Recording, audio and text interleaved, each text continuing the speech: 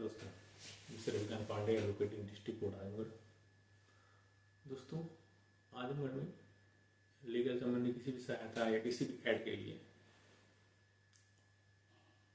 अगर हेल्प चाहिए तो डिस्क्रिप्शन बॉक्स में दिए गए फ़ोन नंबर पे आप हमें कॉल कर सकते हैं। दोस्तों, आज हम लोग बात करेंगे interlocutory application for amendment of pleading.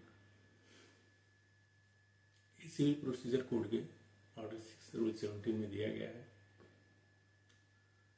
Order 6 rule 7 बात करता है कि द कोर्ट में at any stage of the proceeding allow either party to amend or alter his pleading in such manner and on such terms as may be just, and all such amendments shall be made as may be necessary for the purpose of determining the real question in controversy। यह है कि court में means allow कर भी सकता है, नहीं भी कर सकता। ये डिस्कशन ऑफ द कोर्ट है। कोर्ट में अलाउ, कोर्ट अदर पार्टी को अमेंडमेंट ऑफ प्लीडिंग की एप्लीकेशन को अलाउ करने का आदेश दे सकती है अगर वो रियल क्वेश्चन इन कंट्रोवर्सी, मतलब जो इशू मेन है उसको डिटरमाइन करना वो नेसेसरी हो। बिना अमेंडमेंट ऑफ प्लीडिंग अलाउ किए वो नहीं हो सकता, मैटर डिसाइडेड नहीं हो सकता।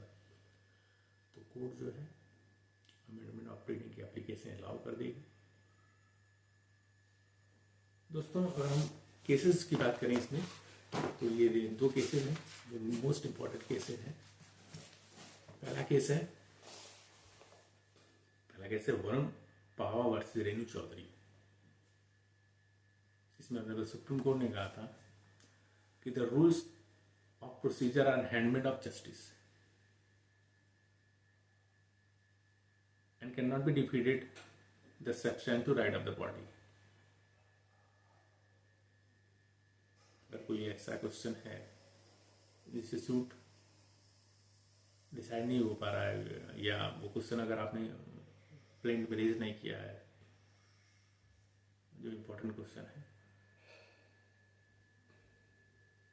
तो कोर्ट अलाउ कर देगी। इसमें भी यही कहा गया है, it is well settled that amendment in the pleading cannot be refused merely because of some mistakes, negligence and inadvertence or even infraction of the rule of procedure। The court always gives leave to amendment the pleading even if the party is negligent or careless, as the power to grant amendment of the pleading is intended to serve the end of justice and not governed by the rule of narrow and technical limitation। इसमें honourable supreme court ने कहा है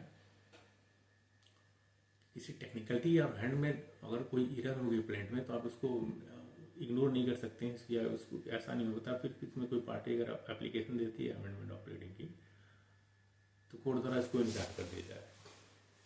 ये technicality अक्सर हो ही जाती है plaint file करने में एडवोकेट महोदय से, या पार्टी भी कुछ मान लीजिए कोई बातें हर बातें उसको याद नहीं रहती हैं, तो मान लीजिए कि अगर प्लेंट लिखवाते समय वकील को कोई बात वो बताया, कोई बात बाय मिस्टेक भूल गया बताने में वकील साहब को, तो बाद में वो एप्लीकेशन जो है अमेंडमेंट ऑफ प्लीडिंग की दे सकता है कोर्ट में, और कोर्ट उस पर डिसाइड कर सकता है कि ये in the interest of justice allow होना चाहिए या नहीं होना चाहिए। ये डिसीजन ऑफ द कोर्ट है, कोर्ट डिसाइड करेगा। तो ठीक है दोस्तों, आज हम लोग बात की अमेंडमेंट ऑफ प्लीडिंग पे, और कल से हम लोग यूपी एपीयू की तैयारी स्टार्ट करेंगे।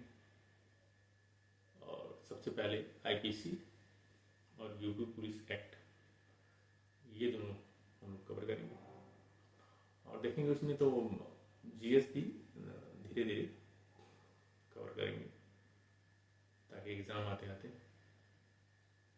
हम लोग की तैयारी बेटर हो जाए। मैं भी एस्पिरेंट हूँ, अधिकता भी हूँ और प्रिपरेशन भी करता हूँ। दोस्तों, please and like and subscribe my channel.